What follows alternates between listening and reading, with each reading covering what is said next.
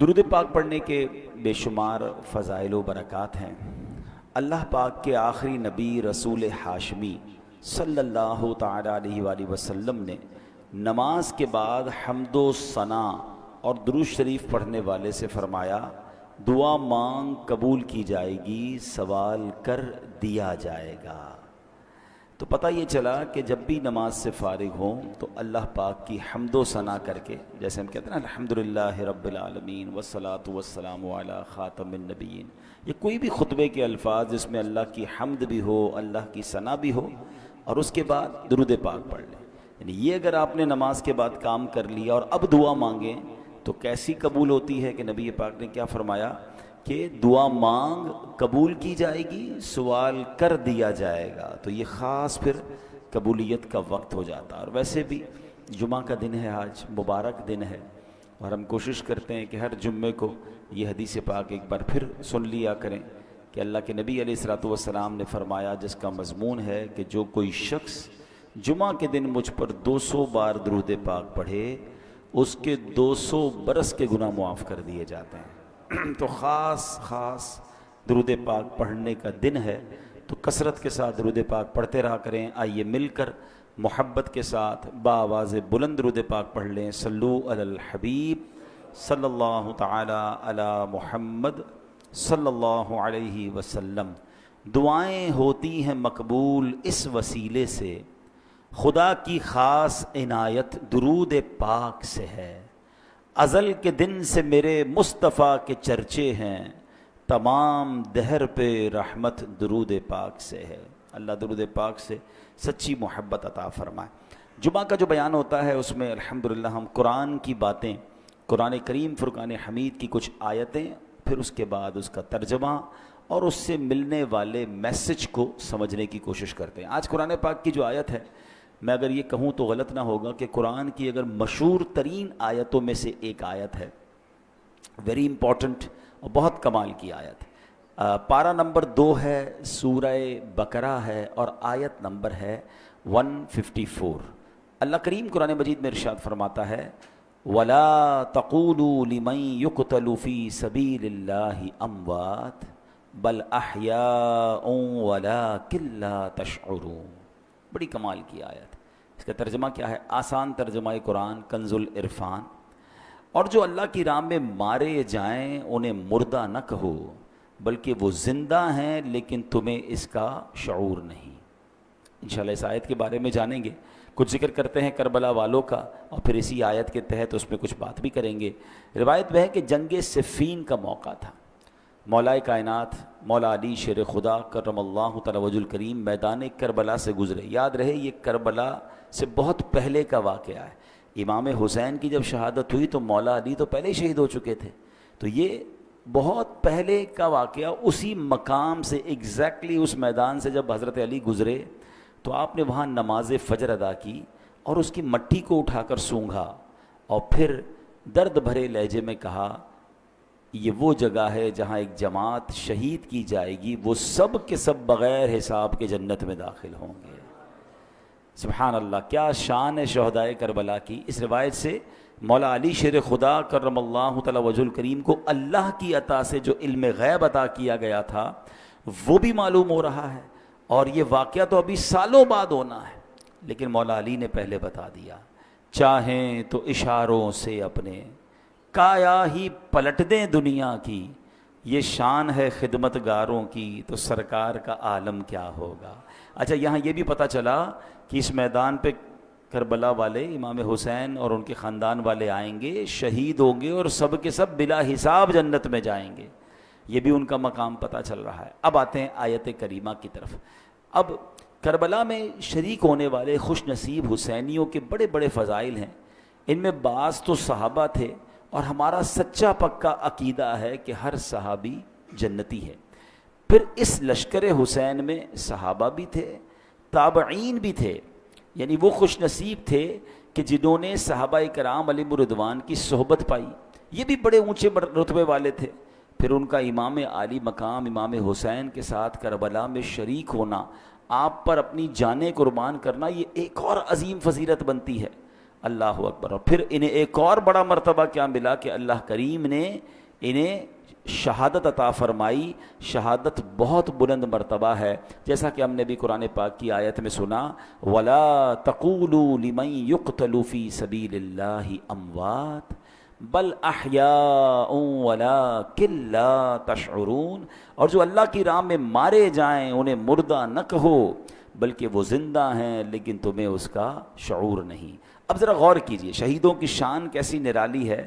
آدمی راہ خدا میں جہاد کرتے ہوئے لڑتے ہوئے مارا گیا، وفات ہو گئی، سر کٹ گیا، روح بدن سے نکل گئی، اسے کفن پہنایا، اس کی نماز جنازہ پڑھی، قبر میں اتارا، ظاہری آنکھیں دیکھ رہی ہیں کہ جناب آدمی کا انتقال ہو گیا ہے، مگر قرآن کیا کہہ رہا ہے؟ فرمایا خبردار یہ شہید ہیں، یعنی ہرگز مردہ نہ کہو بلکہ یہ زندہ ہیں، تمہیں شعور نہیں ہے. ہے نا عجیب بات؟ بھائی آنکھیں کہ دیکھ رہی ہیں کہ انتقال ہو گیا ہے، کفن پہنایا، جنازہ ہوا، قبر میں اتار دیا. بلکہ ایک اور قرآن کی آیت میں کیا ارشاد ہوتا ہے؟ وَلَا تَحْسَبَنَّ الَّذِينَ قُتِلُوا فِي سَبِيلِ اللَّهِ أَمْوَاتًا. قرآن کہتا ہے جو اللہ کی راہ میں شہید کیے گئے ہرگز انہیں مردہ خیال نہ کرنا. اللہ اکبر. یعنی کہنا تو دور کی بات ہے، اپنے دل میں بھی شہید کو مردہ بھی سوچنا بھی نہیں ہے. دو آیتیں یاد رکھیے کہ ایک جگہ کہا کہ انہیں مردہ نہ کہو، یہ زندہ ہیں، تمہیں شعور نہیں ہے. دوسری جگہ فرمایا ان کے بارے میں مرنے یعنی موت کا، یعنی یہ مردہ ہو گئے، اس بات کا خیال بھی دل میں نہیں لانا ہے. اللہ اکبر. کیوں؟ کیونکہ یہ دنیا سے چلا گیا ہے، اللہ پاک کے ہاں اب بھی زندہ ہے، اسے رزق دیا جاتا ہے. اب ذرا آگے چلتے ہیں. ڈاکٹر اقبال نے ایک سمجھ لے کہ بہت پیاری تشریح زندگی کی ہے. وہ لکھتے ہیں برتر از اندیشہ سود و ضیاء ہے زندگی، ہے کبھی جاں کبھی تسلیم جاں ہے زندگی. مطلب کیا ہے کہ یعنی زندگی نفع و نقصان سے بڑھ کر کوئی چیز ہے. سانسیں لیتے رہنا بھی زندگی ہے اور اللہ پاک کے نام پر سر قربان کر دینا بھی زندگی ہے. موت کو سمجھے ہیں غافل اختتام زندگی، موت کو سمجھے ہیں غافل اختتام زندگی، ہے یہ شام زندگی صبح دوام زندگی. یعنی یہ غافل لوگ سمجھیں کہ بھئی موت ہو گئی تو زندگی ختم ہو جائے گی. نہیں، بلکہ موت زندگی کا اختتام نہیں ہے. ہاں، موت ایک موڑ ہے جہاں سے بندہ فانی زندگی سے نکل کر دائمی اور حقیقی زندگی کا آغاز کرتا ہے. اور یہی ہمارا عقیدہ ہے. ہم اس دنیا میں ایک فانی زندگی گزارنے آئے ہیں. اصل تو جو دائمی ہماری زندگی ہے، ہمیشہ رہنے والی زندگی ہے، جو لمبا عرصہ رہنا ہے، وہ تو آخرت کا ہے. یہاں تھوڑا ٹائم آئے ہیں. پرابلم پتہ ہی کیا ہے کہ ہم اس تھوڑے ٹائم کی فکر زیادہ کر رہے ہیں اور جو بڑا ٹائم ہے اس کی فکر چھوڑ دی ہے. مثال کے طور پہ آپ دیکھیں نا کہ کچھ لوگوں سے پوچھا جائے کہ یار میں نے ایک جگہ، اب مثال کے طور پہ آپ جاتے ہیں کہیں ٹریول پہ جاتے ہیں 1 مہینے کے لیے، 15 دن کے لیے، تو آپ 15 دن 1 مہینے کے لیے جا کر وہاں گھر تو نہیں خریدتے نا. آپ کرائے کا گھر لے لیں گے، آپ ہوٹل میں رہ لیں گے، ٹھیک ہے نا، 1-2 بیگ ساتھ لے جائیں گے، پورا گھر اٹھا کے تو نہیں لے جائیں گے. کیوں؟ آپ کہیں گے واپس تو یہیں آنا ہے نا. اصل تو میرا گھر یہ ہے، میں تو ٹریولر کی حیثیت سے بندہ کرائے کے گھر میں زیادہ خرچ نہیں کرتا. کہتا ہے گھر کرائے کا ہے، اتنا سارا اس کے اوپر لگا دوں گا، میرا تھوڑی ہے، میں تو چھوڑ کے چلے جانا ہے، کچھ عرصے کے لیے آیا ہوں. کراچی میں بھی کچھ لوگ ایسے ہوتے ہیں جو دیگر شہروں سے جاب کرنے آتے ہیں، کاروبار کرنے آتے ہیں، مگر اصل ان کا دھیان کیا ہوتا ہے کہ میری فیملی گاؤں میں ہے یا فلاں علاقے میں ہے، میں نے وہاں جانا ہے، میں نے گھر بھی بنانا ہے تو وہاں بنانا ہے، کیونکہ میرا مستقل ٹھکانہ یہ نہیں ہے. دنیا میں یہ ساری لاجک سمجھ آتی ہیں، مگر یہ کیوں نہیں سمجھ آتا کہ ایکچولی یہ پوری دنیا ہی میرا ٹھکانہ نہیں ہے. میں یہاں مسافر کی حیثیت سے ہوں. کوئی 50 سال کے لیے آیا ہے، کوئی 60 سال کے لیے آیا ہے، کوئی 70 سال کے بعد چلا جائے گا. ماں باپ کی دعا لگ گئی تو 80-100 سال اس کے بعد تو چلا ہی جائے گا نا. وہاں 25-50-100 سال کی کہانی نہیں ہے. ذرا سمجھیے، حضرت آدم سے لے کر آج تک لوگ قبروں میں جا رہے ہیں. کہاں ہیں وہ؟ بتائیے نا کہاں ہیں؟ قبروں میں ہے نا. ہزاروں سال ہو گئے، ہزاروں سال سے قبر میں ہے کوئی بندہ. تو بتاؤ، دنیا میں تو 60-70 سال رہا، قبر میں ہزاروں سال سے ہے، تو اس کا مطلب بڑا ٹھکانہ تو قبر تھا. گھر کی فکر زیادہ ہونی چاہیے تھی، قبر کی زیادہ ہونی چاہیے تھی. میں اور آپ مریں گے، وی ڈونٹ نو کہ کب تک قیامت آئے گی. بھائی پتہ نہیں 500 سال، 1000 سال، 2000 سال میں نے قبر میں رہنا ہے. اور قبر ایک باکس کا نام نہیں ہے. یہ غیر مسلموں کا عقیدہ ضرور ہوتا ہوگا کہ جناب بندہ قبر میں جائے اور اس کے بعد اس کا فنش سب ختم. نہیں، ہمارا ایمان ہے کہ قبر میں حساب سوال بھی ہوں گے. ہیں، قبر میں جناب عذاب اور جزا ہوگی. نبی پاک علیہ الصلوۃ والسلام نے واضح طور پر فرمایا، میرا ایمان، میں نے کلمہ پڑھا ہے اپنے نبی علیہ السلام کا، ان کا فرمان میرے لیے آخری دلیل. میرے آقا فرماتے ہیں جس کا مضمون ہے قبر دو طرح کی ہوتی ہے. قبرستان جاتے ہیں نا، قبرستان میں اوپر سے قبریں ایک جیسی دکھتی ہیں.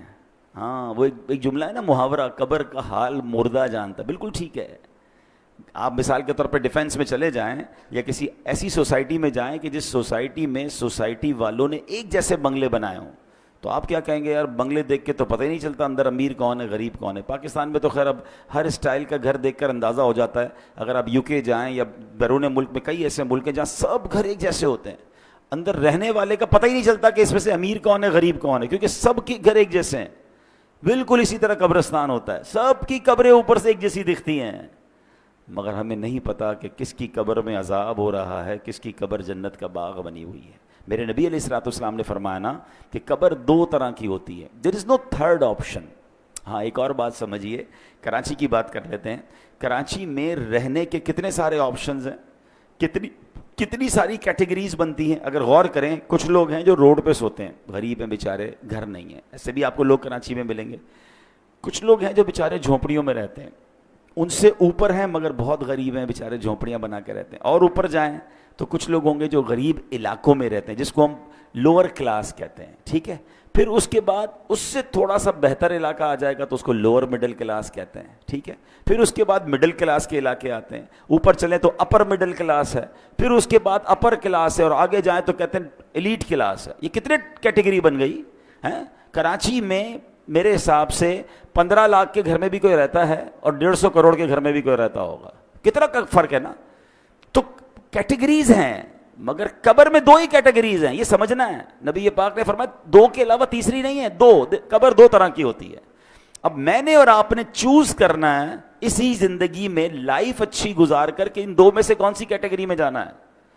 آقا فرماتے ہیں یا تو جنت کے باغوں میں سے ایک باغ ہوتی ہے یا تو دوزخ کے گھڑوں میں سے ایک گھڑا. اب پلیز اس بات کو ریئلائز کیجئے، میں ادھر ہمیشہ نہیں رہوں گا.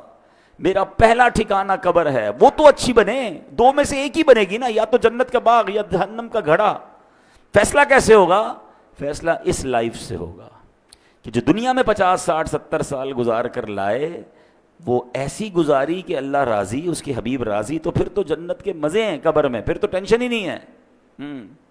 حدیث پاک کے ایک الفاظ ہیں بڑے پیارے ہیں کہ جب اللہ کا نیک بندہ قبر میں جاتا ہے نا، جیسے رب راضی ہو، تو پتہ ہے اس کو فرشتے آ کے کیا کہتے ہیں؟ نم کا نومۃ العروس، سو جا کہ جیسے دلہن سوتی ہے، سکون سے. ہاں، جنت کی کھڑکی کھل جائے اور وہ مزے میں. لیکن اللہ جس سے ناراض ہوا، نبی پاک علیہ الصلوۃ والسلام کی احادیث میں مضمون ملتا ہے. میرے آقا نے نا دونوں ہاتھ ملا کر بتایا کہ بے نمازی کو قبر ایسے دبائے گی کہ اس کی پسلیاں ٹوٹ پھوٹ کر ایک دوسرے میں پیوست ہو جائیں گی. آج کل عید کے دنوں میں یا کبھی دوست کوئی ملے ذرا جاندار قسم کا، زور سے دبا دے تو چیخ نکل جاتی ہے. تو جب قبر دبائے گی نا تو نبی پاک نے یہ فرمایا. اب یہ تو صرف بے نمازی کی سزا ہے، سود خور ہے، ظلم کرنے والا ہے، قتل کرنے والا ہے، زیادتی کرنے والے ہیں، اللہ کو ناراض کرنے والے کام چھوڑ دیں. ہم یار ہمیشہ نہیں رہیں گے، اس بات کو سمجھ جائیں. میں پھر یہ شعر سناتا ہوں، کیا کمال کی بات ہے، اللہ کرے سمجھ آ جائے. موت کو سمجھے ہے غافل اختتام زندگی، ہے یہ شام زندگی صبح دوام زندگی. اصل زندگی تو اس زندگی کے بعد شروع ہونی ہے. میں اور آپ یہاں پر آئے پھر کیوں ہیں بھائی؟ ہم ایک ٹیسٹ دینے آئے ہیں. Please try to understand. آپ سب نے ٹیسٹ دیے ہوں گے. آپ میں سے کوئی اسکول کا ٹیسٹ دیا ہوگا، کسی نے مدرسے کا دیا ہوگا، کسی نے کالج کا دیا ہوگا. ٹیسٹ روم میں ہمارا فوکس کیا ہوتا ہے؟ پیپر ٹھیک ہو جائے. کوئی اور کام نہیں کرتے. ادھر جا کے کوئی سوتا نہیں ہے تکیہ لے کے کہ بھائی چلو 3 گھنٹے کا پیپر ہے، 2 گھنٹے سو جاؤں اور اس کے بعد آدھا گھنٹہ کھیل کود کر لوں، آخری آدھا گھنٹہ دیکھ لوں گا، اتنی دیر میں تو گھنٹہ بچ جائے گا، چلو بھائی پیپر واپس کرو. ایگزیکٹلی زندگی ایسی ہی ہے. اور میں نہیں کہہ رہا میں کو قرآن کی آیت سناؤں گا، اور تقریباً وہ آیت سناؤں گا جو آپ سب نے کئی بار سنی ہوگی.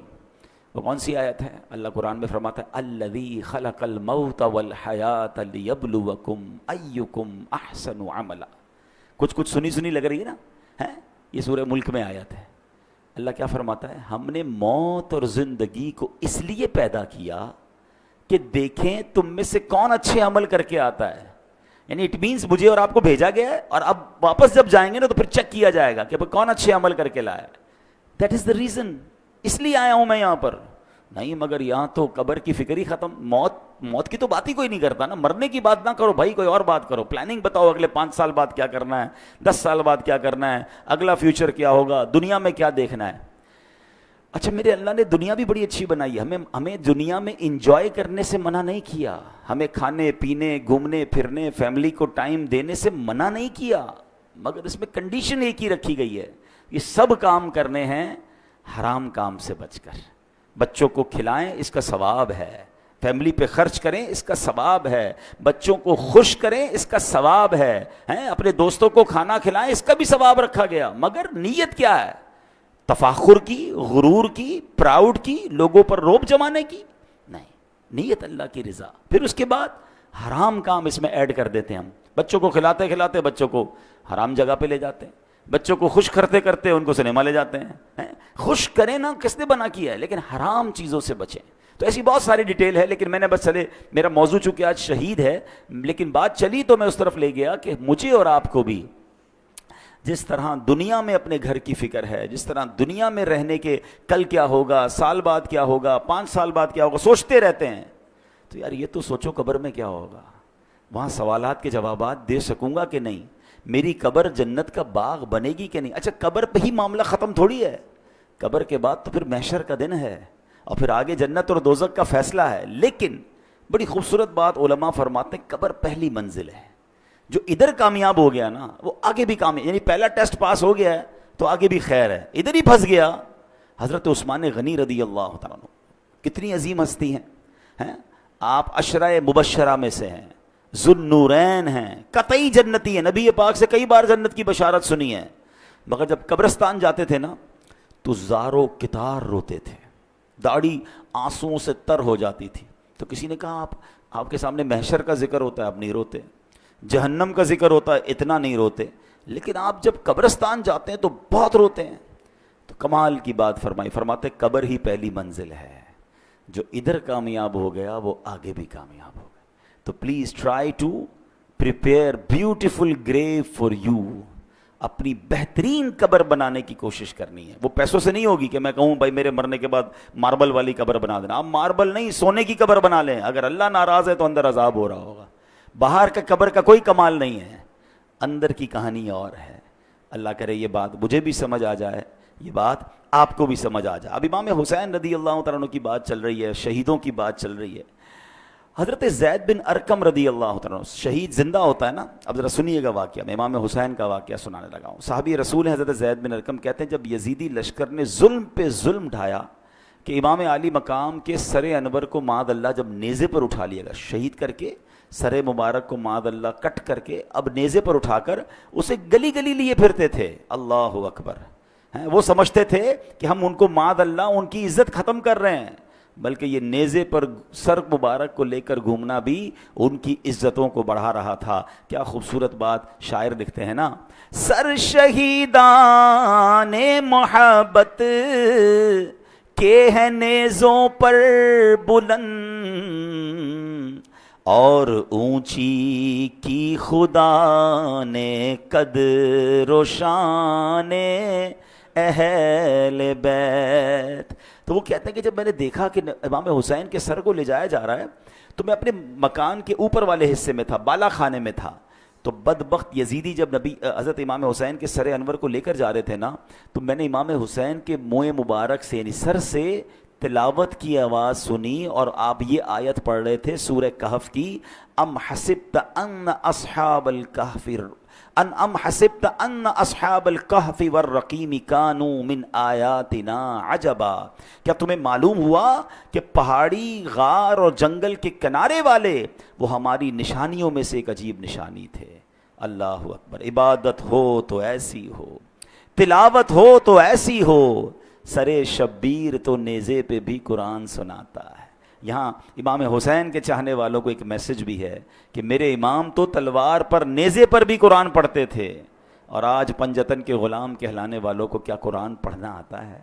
اور پھر آتا ہے تو پڑھتے کتنا ہے؟ ایسا نہ کریں. حسینی طریقہ یہ ہے کہ ہم روز جو ہے قرآن پاک کی تلاوت کریں. عرب کے کسی عقل مند نے بڑی پیاری بات کہی, لکھتا ہے ان الناس یعیشون و یموتون لیکن الشہداء یعیشون و یعیشون. کہتے ہیں انسان جیتے رہتے ہیں پھر مر جاتے ہیں, مگر شہید جیتے ہیں پھر شہید ہو کر ہمیشہ کی زندگی کو پا لیتے ہیں. تو شہیدوں کا مرتبہ تو بڑے کمال کے ہیں. اللہ اکبر. علماء کہتے ہیں کہ شہید کیوں کہا جاتا ہے, لفظ شہید کیوں کہا جاتا ہے, تو کہا کیونکہ شہید زندہ ہوتا ہے اور اس کی روح ہمیشہ حاضر رہتی, کیونکہ شہید کے جو لفظی معنی ہے نا وہ ہے حاضر کے, ٹھیک ہے, حاضر, موجود, گواہ, یہ شہید کے ایگزیکٹلی معنی ہے. تو جو اللہ کی راہ میں شہید ہوتے ہیں ان کو شہید کیوں کہتے ہیں؟ فرمایا کہ شہید تو زندہ ہوتا ہے, اس کی روح ہمیشہ حاضر ہی رہتی ہے, لہٰذا اسے شہید کہا جاتا ہے. ایک وجہ فرمائی کہ اللہ پاک اور فرشتے اس کے جنتی ہونے کے گواہ ہو جاتے ہیں, اس لیے اس کو شہید کہا جاتا ہے.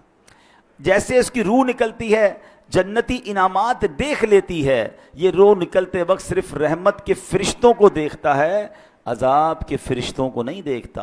اور شہید کے لیے فرشتے اس کے اچھے خاتمے کے گواہ ہوتے ہیں, اس لیے اس کو شہید کہا جاتا ہے. اللہ اکبر. مفتی احمد یار خان نعیمی رحمۃ اللہ تعالی علیہ نے اس کی بڑی پیاری وجہ لکھی. وہ فرماتے ہیں دیگر مسلمان قیامت کے دن حساب کتاب سے فارغ ہو کر جنت میں پہنچیں گے, اس سے پہلے کہ ان کی قبر میں جنت کی ایک کھڑکی کھولی جاتی ہے, مگر شہید وہ خوش بخت ہے کہ روح نکلتے ہی وہ ڈائریکٹ جنت میں پہنچ جاتا ہے, وہاں کی سیر بھی کرتا ہے, وہاں کے رزق بھی کھاتا ہے. تو یہ مرتبہ ہوتا ہے شہید کا. اور شہید سے اللہ کریم جب قیامت کے دن پوچھے گا نا کہ اور تمہیں کچھ چاہیے, تو کہیں گے یا اللہ تو نے جنت کی سیر کی اجازت دی ہے, ہم جنت کا نعمتیں کھاتے ہیں, اور کیا چاہیے, اور کچھ چاہیے. جب 3 بار سوال ہوگا, اللہ اکبر, تو پھر شہید کہے گا کہ یا اللہ مجھے واپس بھیج دے, میں پھر تیری راہ میں شہید ہونا چاہتا ہوں. شہادت کا مرتبہ اور اس کا لطف اور اس کا مزہ یہ ہے کہ بندہ پھر شہید ہونا چاہتا ہے. تو یہ ہے شہیدوں کا مرتبہ اور کمال. اے میرے پیارے اسلامی بھائیوں, اب نبی پاک علیہ الصلوۃ والسلام ایک بار منبر پر خطبہ ارشاد فرما رہے تھے. ایک صحابی حاضر ہوئے, یا رسول اللہ صلی اللہ علیہ وسلم, اگر میں ثواب کی امید پر راہ خدا میں لڑوں, بہادری بھی دکھاؤں, پیٹھ پھیر کر نہ بھاگوں, آخر شہید ہو جاؤں, تو کیا میرے سارے گناہ بخش دیے جائیں گے؟ فرمایا ہاں تمہارے سارے گناہ بخش دیے جائیں گے, مگر قرض کی معافی نہیں ہوگی. ابھی تک تو ہم شہید کا مرتبہ سن رہے ہیں نا, مگر اب ذرا یہ بات غور سے سنیے. نبی پاک ایک حدیث میں میرا آقا نے فرمایا اول ما یحراق من دم الشہید یغفر له ذنبه كله الا الدین. آقا فرماتے ہیں شہید کے خون کا پہلا قطرہ گرتے ہی اس کے سب گناہ بخش دیے جائیں گے, ہاں قرض معاف نہیں ہوتا. نبی پاک علیہ الصلوۃ والسلام کا یہ معمول تھا کہ جب جنازہ آتا نا تو آپ پوچھتے تھے کہ اس پر کوئی قرض تو نہیں ہے, اور جب قرض ہوتا تو آقا فرماتے میں جنازہ نہیں پڑھاؤں گا, یا فرماتے کہ کوئی قرض کا ضامن بن جائے پھر میں جنازہ پڑھاؤں گا. حالانکہ جس کے اوپر قرض ہو, اس کا انتقال ہو, اس کا جنازہ پڑھنا جائز ہے, مگر نبی پاک علیہ الصلوۃ والسلام اس کی اہمیت بیان کرنے کے لیے فرمایا کرتے تھے. تو نبی پاک نے ایک بار فرمایا, ایک جنازہ لایا گیا نا, حضرت انس بیان کرتے ہیں کہ نبی پاک علیہ الصلوۃ والسلام کی بارگاہ میں ایک جنازہ لایا گیا, تو پیارے آقا نے پوچھا کہ اس پر کوئی قرض ہے؟ لوگوں نے عرض کی جی ہاں یا رسول اللہ اس پر قرض ہے. ارشاد فرمایا ایسے آدمی پر میرا جنازہ پڑھنا کیا فائدہ دے گا جس کی روح قرض کے بدلے اس کی قبر میں گروی رکھی ہوئی ہو اور آسمان کی طرف بلند نہ ہو. اگر تم میں سے کوئی اس کے قرض کا ضامن بنتا ہے تو میں اس کی نماز جنازہ پڑھا لیتا ہوں, کیونکہ میرا اس کی نماز جنازہ پڑھنا اسے نفع دے گا. یعنی قبر میں روح گروی رکھ دی جاتی ہے, آسمان کی طرف بلند نہیں ہوتی ہے اگر کوئی مقروض ہو کر مرتا ہے. اے میرے پیارے اسلامی بھائیوں, آج کتنا یہ چیز وبا عام ہو گئی ہے, لوگ لاکھوں روپے دبا لیتے ہیں. کاروباری لوگ مجھے سن رہے ہیں, بعد میں یہ بیان سنا جائے گا, کبھی بھی قرض نہ لیں.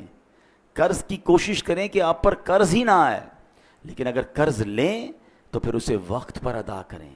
ہاں آج کل تو معاملہ ہی الگ ہے نا, قرض لیتے وقت بندہ اور ہوتا ہے اور لینے کے بعد انداز ہی بدل جاتا ہے. بندہ کہتا ہے یہ وہی آدمی تھا جس کو پیسے دیے, بڑی منتیں کر کے بڑی ریکویسٹ کر کے پیسے لیے تھے, اب پیسے لینے کے بعد نہ فون اٹھا رہا ہے نہ جواب دے رہا ہے, بیچارہ جس کے پیسے وہ دھکے کھا رہا ہے. یہ نہ کیا کریں.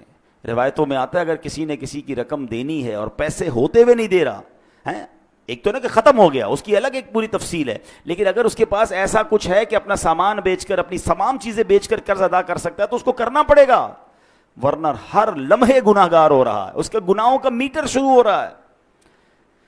تو کبھی بھی ایسا نہ کریں، قرض لیں تو اچھی نیتوں سے لیں، وقت سے پہلے لوٹائیں، پھنس گئے ہیں تو جواب تو دیں، رپلائی تو دیں، اس کے پاس جا کر معذرت کریں اس سے کہ بھائی میں پریشان ہوں، مجھے تھوڑا اور وقت دے دو، لیکن اب تو معاملہ ہی الگ ہے، بندہ ہی غائب ہو جاتا ہے۔ آج غائب ہو جاؤ گے پھر کیا ہوگا قبر میں؟ پتہ ہے قیامت کے دن ان پیسوں کے بدلے نیکیاں دینی پڑیں گی، وہاں پیسے نہیں ہوں گے کہ بھائی یا اللہ میں نے اس کے 2 لاکھ لیے تھے، محشر کے دن میں 2 لاکھ دے رہا ہوں، نہیں، وہاں چیک بک نہیں ہوگی، وہاں کیا ہوگا؟ روایتوں میں آتا ہے کہ جو اعلیٰ حضرت امام اہل سنت لکھتے ہیں کہ جو کسی کے 3 پیسے جان بوجھ کر دبا لے، 3 پیسوں کی ویلیو کیا ہے؟ آج کل تو لوگ پتہ نہیں کتنا زمینوں پہ قبضہ کر رہے ہیں، پیسے دبا رہے ہیں، فرمایا اسے قیامت کے دن 700 مقبول با جماعت نمازیں دینی پڑ جائیں گی۔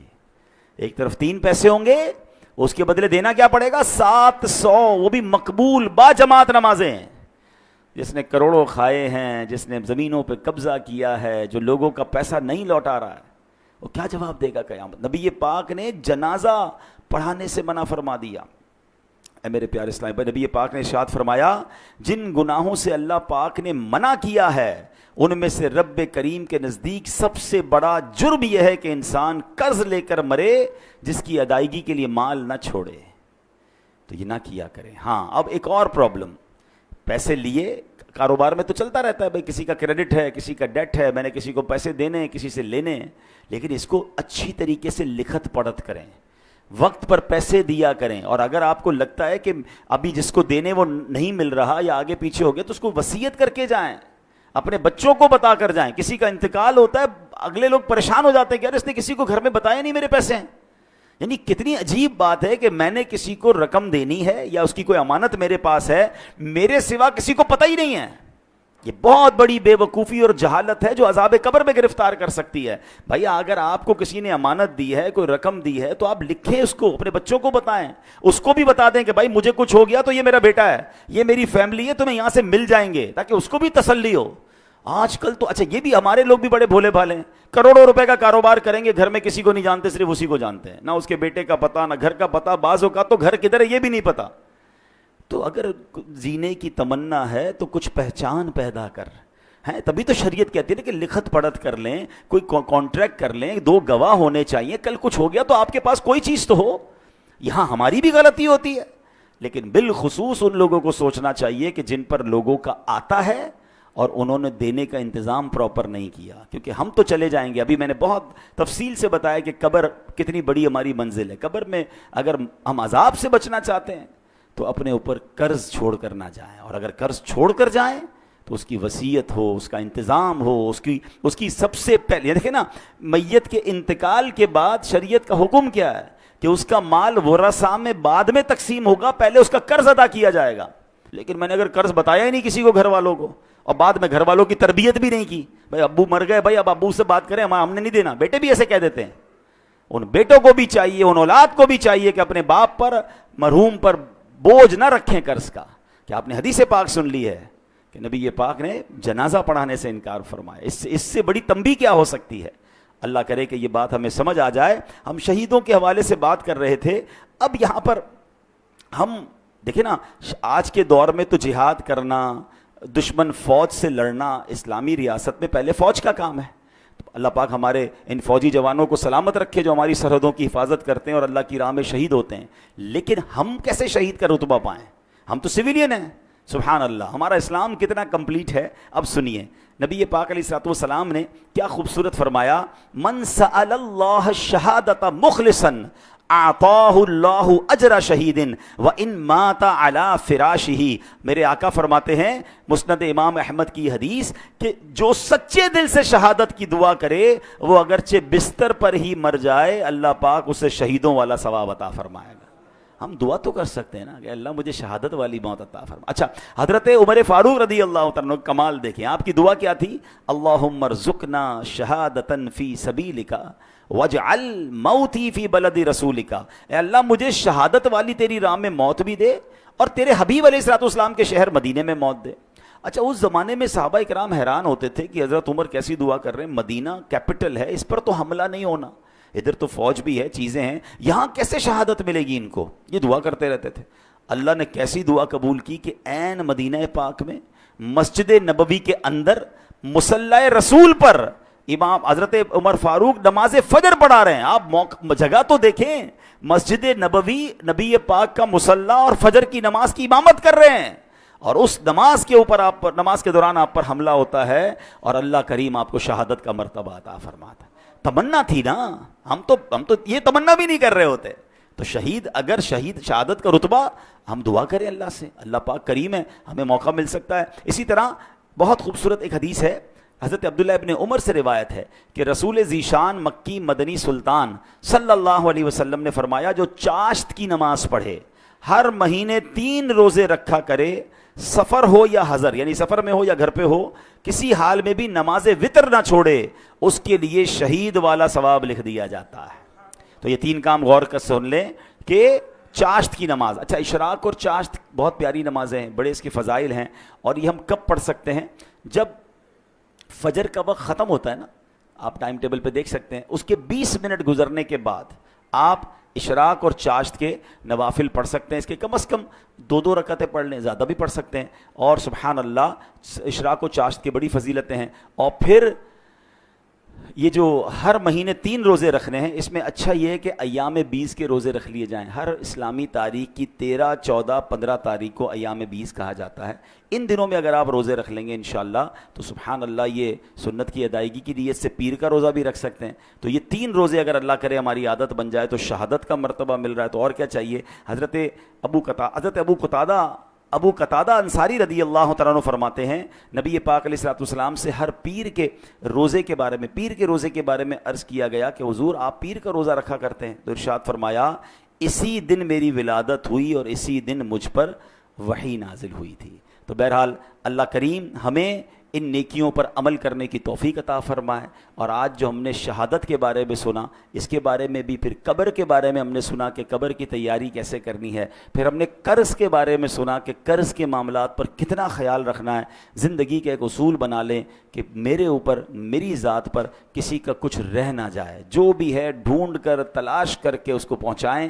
دیر ہو گئی ہے تو معافی دنیا میں مانگ لیں، کیونکہ آخرت میں ہم حساب نہیں کر سکیں گے۔ اور ہم نے ایک اور چیز دیکھی ہے کہ جس کسی نے کسی کے پیسے کھائے ہیں، مال دبایا ہے، دنیا میں بھی اسے برباد ہوتے دیکھا ہے، اور جس کا کھایا گیا ہے نا، ہم نے حیرت انگیز طور پر ایسا دیکھا ہے کہ اللہ نے اس سے زیادہ اسے عطا فرما دیا ہے۔ تو مظلوم کی مدد غیب سے ہوتی ہے، ظالم برباد ہوتا ہے۔ اللہ ہمیں یہ سوچ نصیب فرمائے۔ اور یہاں پر ایک آخری بات کر کے اپنی گفتگو ختم کرتا ہوں کہ ہم نے قرآن کی آیت سے اپنے بیان کو شروع کیا تھا کہ اللہ کی راہ میں شہید ہونے والے کو مردہ نہ کہو، تمہیں شعور نہیں ہے وہ اللہ کی بارگاہ میں زندہ ہیں۔ تو اب ذرا ٹیکنیکلی اور لاجیکلی سمجھ لیں کہ اگر کسی نبی کا امتی شہید ہو جائے، ٹھیک ہے، وہ شہید ہو جائے تو وہ اللہ کی بارگاہ میں زندہ ہے، تو پھر نبی کی جو زندگی ہے اس کا عالم کیا ہوگا؟ وہ تو اس امت کے بھی آقا ہیں۔ تو سبحان اللہ، احادیث میں بھی یہ مضمون ملتا ہے کہ اللہ نے زمین پر حرام قرار دیا ہے کہ وہ انبیاء کے جسموں کو کھائے۔ انبیاء حیات ہوتے ہیں اور وہاں انہیں رزق دیا جاتا ہے۔ یہ کمال ہے اللہ کی عطاؤں سے۔ تو بہرحال آج قرآن و حدیث کے ذریعے ہم نے یہ شہید کے فضائل سنے ہیں۔ اللہ کریم ہمیں بھی ایمان اور عافیت کے ساتھ، اے کاش مدینہ منورہ میں شہادت کی موت نصیب فرمائے۔ آئیے حضرت عمر فاروق اعظم رضی اللہ تعالیٰ عنہ کی اسی دعا پر اپنے بیان کو اختتام کرتے ہیں۔ آپ چاہیں تو مل کر آمین کہہ دیجئے گا۔ اللہم ارزقنا شہادتن فی سبیلک واجعل موتنا فی بلد حبیبک صلی اللہ تعالی علیہ وسلم، آمین بجاہ النبی الامین صلی اللہ تعالی علیہ وسلم۔